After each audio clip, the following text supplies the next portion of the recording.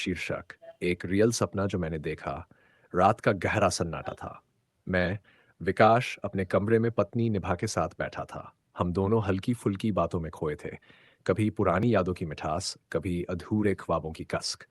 तभी अचानक एक जोरदार धमाके जैसी आवाज आई, मानो कोई आफत घर के आंगन में आ गिरी हो। ये क्या था? मैंने घबराकर कहा और बिना एक पल गंवाए धड़कते दिल के साथ दौड़ पड़ा। जैसे ही पोर्टिको में पहुंचा, मेरे होश उड़ गए। मेरी अपनी ही पल्सर बाइक जमीन पर गिरी हुई थी और उसके नीचे मेरी 2 साल की नन्ही भगिनी तान्या बेसुध पड़ी थी। तान्या! मेरी चीख पूरे मोहल्ले में गूंज गई। कांपते हाथों से मैंने बाइक हटाई और उसे अपनी गोद में उठा लिया।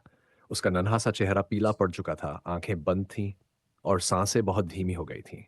तभी उसने हल्की करा के साथ धीरे धीरे अपनी आंखें खोली। मामा, दर्द हो रहा है। उसके ये शब्द सीधे मेरे दिल को चीरते चले गए।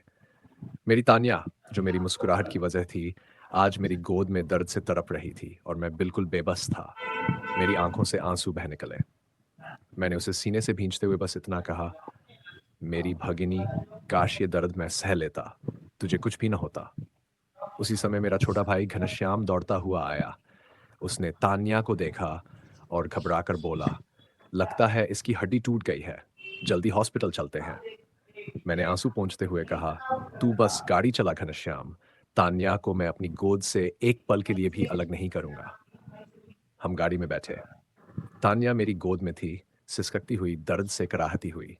जब भी गाड़ी जरा सी भी हिलती, उसकी कराह मेरी रगों को चीर जाती। मैं मन ही मन बड़बड़ा रहा था, हे भगवान, मेरी तान्या को कुछ मत होने देना।